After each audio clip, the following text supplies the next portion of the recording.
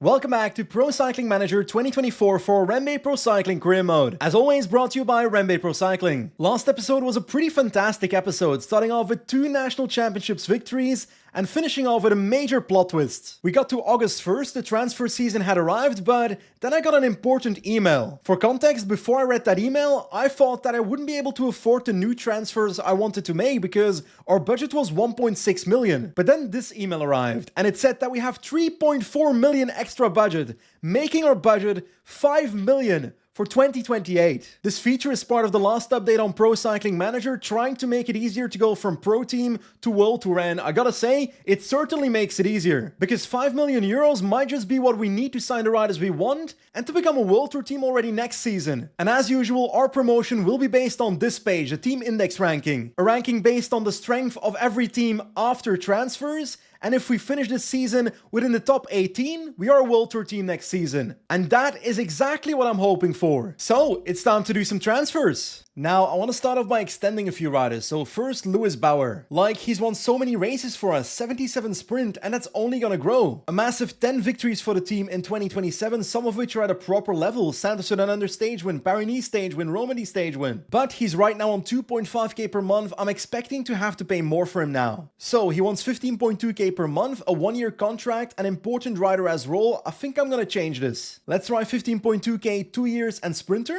Okay, this offer suits him, so we've got an agreement. Now, the next rider, Lewis Leidert, is a bit of an odd duck. 76 flat stat, but actually 70 hills now. So basically, a 22-year-old slightly versatile rouleur. Currently on 3k per month, I think it's gonna be a little bit more, but I don't expect him to be too expensive. Actually, 9.6k is a bit more than I expected. I don't think I want to give him a 3-year contract, so I'll go with 2 years. Ooh, he's not happy with that. He wants more money? To be fair, I can afford it, so ooh, he wants a lot more money. Let's try 11.6k, and he does it. Like, a rider like Lewis Leidert won't be bringing in the wins, but he can help other people win by being part of the lead-out, for example. Next up, I want to extend one of our more versatile domestiques, Emil Herzog. Like, outside of one stat, this guy is literally 70 in every single stat. And he's only 22 and still has some potential. But I think he's gonna be a little bit more expensive than 2.5k per month. Wait, what? 2.8k per month? That is so much cheaper than Leidert. And he's a much better rider. Like, at that price, I might as well lock him up for 3 years. Okay, wants a little bit more, so let's give him that, 3.3k, and he's happy. That was the easiest bit of negotiation of the day, I think. Now, considering we have a limited amount of transfer points, I'm gonna hold off on the other extensions for now, because I want to take a look at signing new riders first. And the first one is this one, Laurens Piffy. Like, I'm not sure how to describe Laurens Piffy. He's basically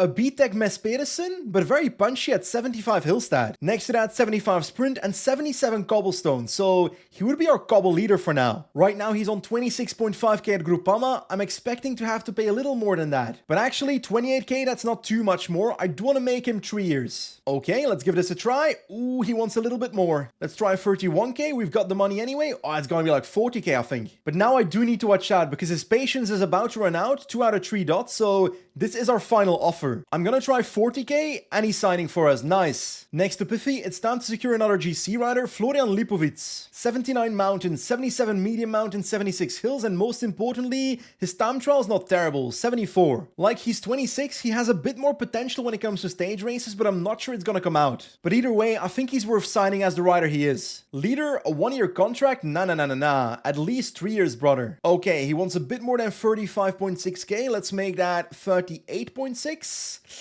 We're gonna have to make it like 42k, I think. Let's try that. There we go. Florian is joining REMBE Pro Cycling. Now, with the team we have so far, with Lipovic, Piffy, and Sothov, we only have 19 riders, but I do expect to become a World Tour team next season, so I think we need at least 5 more riders. Like, this man would be a massive signing for the team. I can afford him. Jarno Widar, 81 mountain, 78 medium mountain, but feels like a bit of a cheat code, even though his time trial stat's pretty terrible. I don't want to sign Lascano because I'd be literally copying Red Bull Bora Hansgrohe with signing Piffy and Lascano. Jurgen Nordhagen is kind of the same story as Widar, so I actually don't want him in the team, a bit too overpowered. But I am very intrigued by Matthias Watzek, 9 transfer points, which is quite a lot, but such a versatile rider. 76 hill stats, 78 time trial, could literally become one of the best time trialists in the world because he still has some potential at the age of 25. And actually, 83 prologue, he's already one of the best riders in that. But most importantly, very versatile across the board. 74 cobble stats, 70 mountain, 73 medium mountain.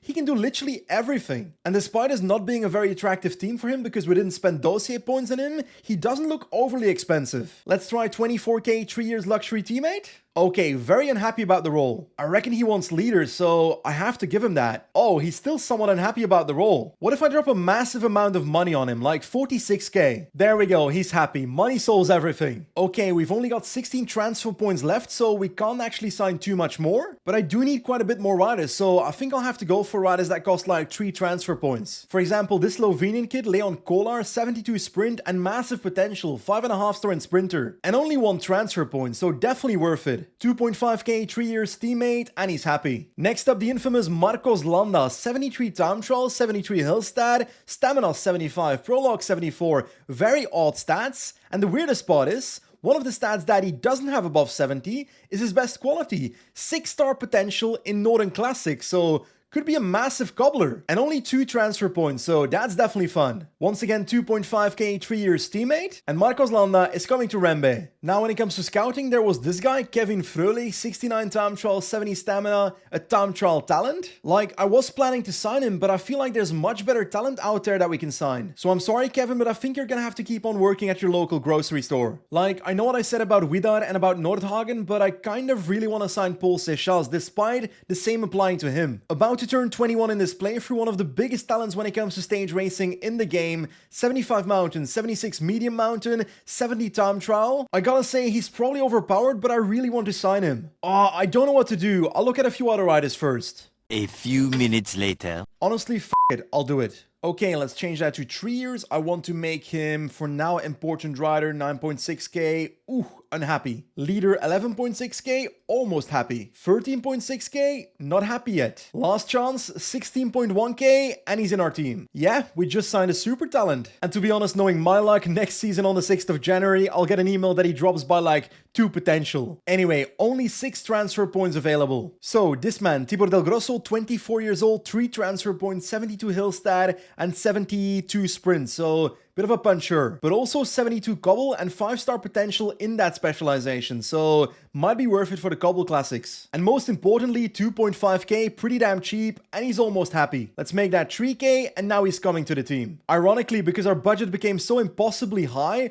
our budget is not the limiting factor anymore. It's now the transfer points. Now, our 3 leftover transfer points, this means we can't re-sign Hannes Wilkes. We literally can't afford him. Transfer points wise, I mean. But I think it's time to let Josh Burnett go. Very valuable to the team because he's actually helped Lewis Bauer get the New Zealand National Championships. And I think it's also the end for Jacob Scott because, well, he's not that good anymore. Actually, I'm gonna spend 1 more transfer point on this guy, American Ashlyn Barry. 71 sprint, 75 flat, 74 acceleration. If he doesn't become a sprinter, he can be a lead out. Teammate, 2 years, 2.5k, I reckon that's perfect. And it looks like Mr. Barry agrees. Now it's getting a bit more difficult. 2 transfer points, 25 riders in the pocket, so we're pretty stacked. I am considering signing this guy, Kieran Thompson, but I really don't like how his stats are set up. 67 mountain, 75 medium mountain, 74 hill stat. I would have liked a higher mountain stat compared to the hill stat. But despite being a puncher now, he's actually got 5-star potential also in stage races and climbers, so I might be able to mold this guy and manipulate him into becoming a climber instead. Because, well, that's what I'm looking for. And I'm gonna try it. 2.5k per month, 2 years teammate. Let's see. Ooh, he wants a better role than teammate. So let's try luxury teammate. Let's take a look.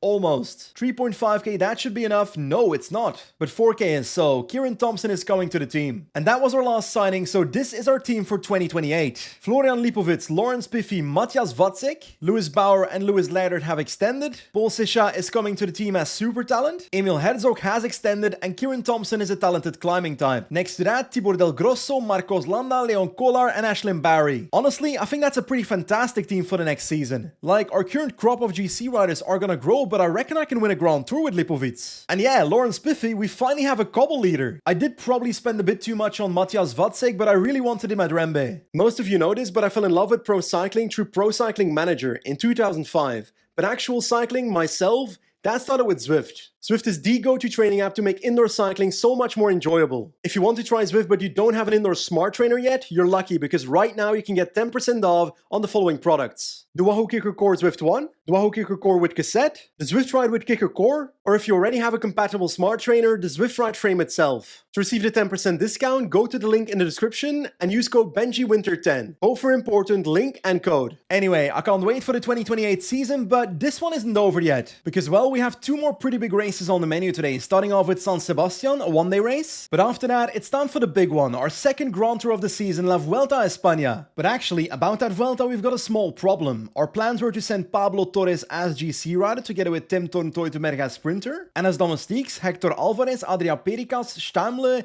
Herzog and Fitzke. But also Iago Aguirre, and it seems like he's injured. A broken collarbone until the end of September, so he won't be riding the Vuelta. Marco Brenner's on 99% fitness and he's supposed to peak pretty soon, so I might consider adding him as a proper mountain domestique. I think that would actually strengthen our team. Now it looks like San Sebastian has a massive start list. Tadej Pogačar, Juan Ayuso, Vingegaard, Pidcock, Evenepoel, and it keeps going. We've got Pablo Torres. I feel like the climbs are a bit too short for this guy. Otherwise, we also have Marco Brenner with a bit more hill qualities than Pablo Torres. But maybe Hector Alvarez can do the same that he did at the Spanish National Championships. Survive the climbs and maybe sprint at the end. I love how Alvarez has gone from like super cobble prospect to now being basically our versatile sprinter. And well, he's got a +2 on the race, so 76 hill stat, basically the same stats he used on the Spanish NCs. Actually, time for a bit of a random rant because I want to talk about race day conditions in the game, because right now there's a setting in the game that defines what the maximum race day condition and the minimum is. So I've set it to 3, which means the max is +3 and the minimum is -3. But if we take a look at our team, for example, Stamle with a +3, he's got 77 hill stat on the day, so I feel like that's very unrealistic. I can't remember for the life of me in real life a moment where a versatile sprinter suddenly became a pretty damn prominent puncher. Like, a real life example of this scenario would be Philipsen suddenly top 10ing Flèche Wallonne. That's just never gonna happen. What I'm basically trying to say is I would love to be able to customize the race day condition of my game a bit more, to the point that I could put the maximum race day condition on +1 and the minimum on -3. Because let's be honest, in real life it's much more likely that a rider has a significantly worse day than expected than a significantly better day. Anyway, that's just my 2 cents. Right now on the third last climb, and I gotta be honest, positioning has been a bigger problem than I thought it would be. But Hector is in the group and survived the climb, so on to the next one. And I'm slightly more scared for this climb. Adelaide, 7.2 kilometers, 6.8%. I can't keep them on 85, let's up it towards 95 and try and keep myself towards the front of the group because it's gonna be necessary on the steep part. Ooh, we've got attacks. Juan Ayuso has attacked, 33 seconds on the peloton, so happened a while ago. Haig, Plapp, Storr, Jorgensen, on Cofidis, Evenepoel and so forth, Pogačar, all attacking. I'm trying to sit in the group hoping another team takes over, but they're not doing that, so I'm not sure what to do. 20 kilometers to go. Ayuso is being caught by Evenepoel, Pogačar and Jorgensen, so Ayuso can pace for Pogačar now. 40 seconds on the peloton, and I'm in A1, which is the peloton. Okay, I'm good, but I've only got 2 riders with energy, and I feel like we're gonna have to go with Brenner now because Alvarez is not looking good enough, so Marco Brenner is leader. But like, I'm not in a good situation. I'm dependent on all these guys catching the front riders first, and for some reason Jonas Vingegaard decided to attack the group, which on the flat is probably not the smartest idea. Looks like Juan Ayuso has been dropped. The gap is now 53 seconds. 3 riders here. Jorgensen about to drop. Pogačar and Evenepoel solo on the road, or actually duo on the road. Nobody's spacing here anymore.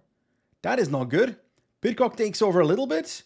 I'm gonna have to put Alvarez at the front. I'm gonna try and go on 99 to the foot of the next climb, which is the last climb, Murgil Tontora, and Brenner will have to take care of it somehow. Let's do 90, not 99. Can't afford to do that. Come on, Brenner. Keep going, keep going, keep going. We gotta try and launch on this next climb, and it's about to start. 99 with Alvarez, and I'm going to attack towards Evenepoel. Pogačar is solo in the lead.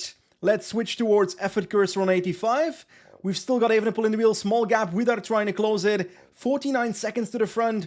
Can I follow these guys? I will try to follow Vingegaard right here. Oh, let's follow Bajoli instead. There we go. Towards the top. Gap is 30 seconds. Ooh, Pogačar. I think Pogačar's done for. Pogačar's done for.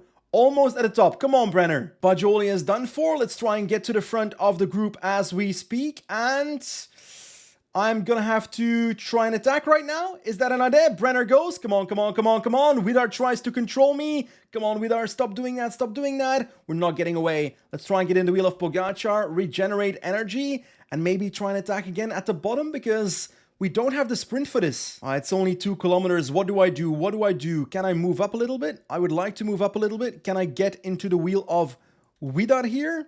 That's what I'm trying to do. Nope, I'm not getting that wheel. I'm not getting that wheel. I'm going to try and sprint right now. Brenner from the wheel. Widar, Pogacar, Vingegaard. We got a gap. We got a gap. We got a gap. Come on, Brenner. Come on, Brenner. Brenner wins San Sebastian ahead of Jonas Vingegaard and Tadej Pogacar. That is something special, especially since we were on the chase the entire race. What a view. Winning San Sebastian, I wasn't expecting it halfway through this race, but Marco Brenner delivers. I didn't expect that, especially against this level of competition, but I also think it helped that we were on the chase all day because Marco Brenner just sat in the second peloton while Pogacar was pacing a lot in that breakaway. Vingegaard tried to bridge towards that breakaway, and Jarno Widar is the only rider that was with me in the peloton that is in this group, so we just played it well. Or we accidentally missed out on the Pogacar move earlier and it turned out well. I shouldn't give myself too much credit. And now it's finally time for the big race, La Vuelta a España. Let's take a look at the profile. So, looks like we're taking on the 2021 version of La Vuelta, starting in Burgos with a 7.6 kilometer prologue, leading towards a mountain stage on day 3, finishing on Picon Blanco. Pretty short climb though, 8.2 kilometers, 9.1%. But actually, I expect this stage 5 to be much more influential, a massive echelon stage, so I want to try and cook in that race. Stage 7 is also a pretty hard one, finishing on Balcón de Alicante, 7.8 kilometers, 7.4%,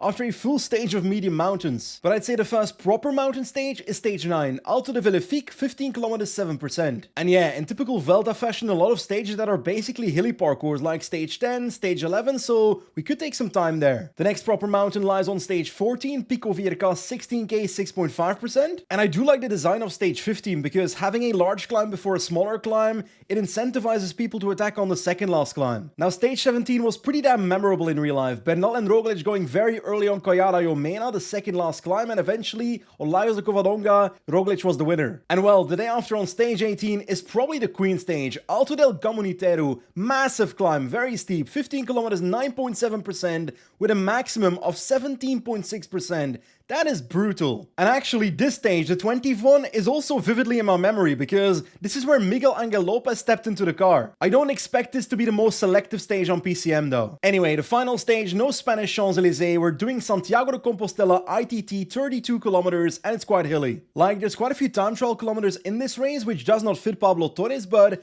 plenty of climbing as well, so we should be okay. And yeah, as I just said, Pablo Torres is our GC leader, 79 mountains, 69 time trial only. Mr. Teutenberg with 77 sprint, 68 hill stat is our sprinter, with as backup versatile sprinter Hector Alvarez and Marco Brenner as backup GC leader. Now, I've taken a look at the star list and there's quite a few solid climbers in this race. For example, Joao Almeida is here with 80 mountain and 78 time trial. That's pretty damn competitive. Tom Glock, what is he at? 79 mountain, no time trial stat, so fairly similar to Torres, to be honest. Then I look at UAE Team Emirates and Visma Lease Bike. Jonathan Milan as sprinter, but no GC leader at Team Visma Lease Bike, so that's notable. UAE Team Emirates, Juan Ayuso, McNulty, Morgado. Next to them, Martinez at Red Bull with 78 mountain, 77 time trial. Carapaz at Quickstep with 78 mountain and 74 time trial. And I reckon Maz is the last GC rider, 80 mountain, 74 time trial. Like, last episode we literally beat Tadej Pogacar at Tour de Suisse on 2 mountaintop finishes, so I'm quite ambitious here. I think my realistic goal is the podium, but it wouldn't shock me if we actually compete for the victory. Anyway, this is where it all starts. Burgos 7.6 kilometer prologue. We're not good at this with Mr. Torres, so we're gonna lose time today, but let's hope Almeida and Ayuso don't take too much time. So, Yannick Stammler on the road, good prologue rider, so the perfect one to actually test things out. We're gonna go 85 for a little bit.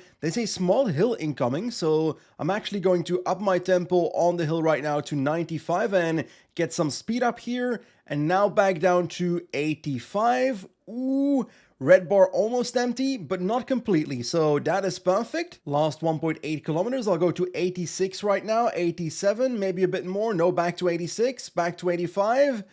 To the finish line on 86 right now. There we go. Perfect. Oh, and we're first right now. To be fair, Stamler did have 83 prologue on the day. Max Schachmann has beaten us at the finish line, so that's a bit sad. But hey, at least we know the strategy we used on Stamler works. Marco Brenner on the road, starting off pretty quickly, dropping it down to 86 as we speak. Back up to 90 right now, 95 on the climb, even 99 to be honest. And then drop it quickly down to 85, perfect. Last kilometer, there we go, 86 with Brenner and... 6th on 10 seconds, that's a great TT. I feel like this time trial is going really well. Hector Alvarez starting off with a pretty fantastic day, down to 85. I'm going to up it pretty soon on the climb once again. There we go, onto the climb 99, and now drop it to 85. I ran out of red bar, didn't I? Yeah, I think I bottled it. He was literally on 2 seconds at the first time check, and at the finish he's on 26 seconds. Whew, that's painful. Now, Pablo Torres 66 prologue only, so I don't expect a godlike time trial, but it's all about just salvaging something. And on to the climb with Mr. Torres to 95-ish, 99 maybe. Now drop it down quickly to 85 over the top. 20 seconds down at the first time check, so not too close, but we're not going to lose a minute here. Into the last couple of meters with Torres, let's do 86-ish, there we go, and we lost 57 seconds. Well, I said we wouldn't lose a minute, we basically lose a minute. Gotta say, I was hoping for quite a bit better with Torres. Wait a second, is Ayuso winning the time trial? Yes, he is by 2 seconds. So yeah, Torres finishes on 59 seconds. And Juan Ayuso takes the first red jersey of this Vuelta. Like, we did have a pretty good time trial with Stamler and with Brenner, but Pablo Torres not even on 59 seconds on exactly a minute. That's not nice. Anyway, stage 2 is a sprint stage, and I gotta say, not too many top sprinters here, but at least one that can destroy us. Jonathan Milan, 84 sprint. And actually, the second favorite is his lead out, Dylan Groenewegen. Now, our sprinter, Teutenberg, is the 6th favorite with 77 sprints, so I'm aiming for 2nd at least. Because let's be honest, I want to beat Milan here. Wait a second, is this the first time we see the German national champion jersey on Teutenberg? I think it might be. +1 RDC, so 79 sprint stat on the day. That's pretty great. So I've set up my train, but it's actually crazy how good they are today. Alvarez with 77 sprint stat, 82 flat, Stamler 78 flat, Herzog 77, Fitzke 75. I'm cooking with this team. Last 4.5 kilometers, Herzog with a fantastic lead out as we speak. Spending quite a bit of energy though. Is this slightly uphill? Yes, it is. I think I'll have to lower my tempo to like 94 to not spend too much red bar on Teutenberg here and actually try to recover a little bit. We've got Sobrero with Van Poppel in our wheel. I'll go 99 with Stamler now. Is that too much? I'll go 97 actually. Alvarez can take over right now on 95, no, 97? I reckon 97. Teutenberg in the wheel, not sprint yet. Right now, Alvarez can sprint. The lead out of Vernon next to us. Teutenberg can go right now, a bit late, but I think I can come out. Milan on the right, Teutenberg on the left. No, not even close. Van Poppel nearly beats Milan, but Teutenberg is going to get maybe a top 5? Yes, 5th. Like, 5th isn't bad, but I've seen better sprints from Teutenberg, so I expect a little bit more. But hey, now it's time for a mountain stage, Picon Blanco, a medium mountain finish. We've done it a few times in Vuelta a Burgos before. And with 75 medium mountain, it's actually not the perfect finish for Torres, which is why we're nowhere to be seen on the favorites list, but I'll try to prove the game wrong. Hola, +2 on Torres, I like that. 82 mountain, 78 medium mountain, so at least we should not be losing time today. But hey, I'd prefer to be taking time. So, just over 20 kilometers to go and the peloton is starting a small hill before Picon Blanco. I'm just trying to keep myself near the front without losing too much yellow bars. So, that's my goal. And I'm looking forward to the final climb because we're looking pretty good. Up to 90, I don't want to lose too many positions. Let's try moving up towards the top a little bit and then recover in the descent. There we go, over the top, down to 85 and start moving up. So, this is where the climb starts, 8.2 kilometers, 9.1%, so pretty steep. My position is pretty good, 30% of my yellow bar gone, so not excellent. Shamla doing the work, I gotta try and move up now, not on 90. I think 85 is fine for now, we've got moves. Ayuso trying to move up towards the attack of Mas, but I'll let UAE do the pacing for now, I don't need to do it myself. Come on, Ayuso, do the work for me. Trying to do 79, the bare minimum to stay with Ayuso. Let's do 82, 85. We're on the small gap. I don't like that. Come on, Torres. Try and move up, try and move up, try and move up. Novak is now pacing. I'm spending so much of my yellow bar. I do not like this at all. I might have to drop it down to 75, 74, something like that. Alvarez can almost take over from Steimler. I don't like my energy spendage. We've got Bajoli attacking, Ayuso sitting back for now. I think that might be a good strategy. I'm trying to do the same. Others are moving. Ayuso goes as well. Alvarez can take over from Stammler. Come on, boys. Come on, boys. Try and move up. Try and move up. 85 now. Last 3 kilometers. I can bridge this. I can bridge this with the rest of my team here. Pericas can take over right now. Brenner still in the wheel. That is nice because I want to keep both GC riders up there. Last 2 kilometers. Let's do 87 right now. Pericas doing a wonderful job. Can I close it down though? That is the big question. Schachmann is done for. Martinez at the front. I'm not sure I can close it. I'm not sure I can close it. Can I do 90? I don't think so. 87, something like that. We're on a proper gap. 25 seconds. Come on. We got to try and find a way to close that. Torres on the right side of the road. I can't go 90. Can I go 90? I'm not sure. But the Panther is done for. Martinez versus Bajoli versus Carapaz. Ayuso has been dropped. Torres is done for. We're going to finish together with Ayuso though. So it's not an absolute disaster, but losing a bit of time to Carapaz and winner Martinez.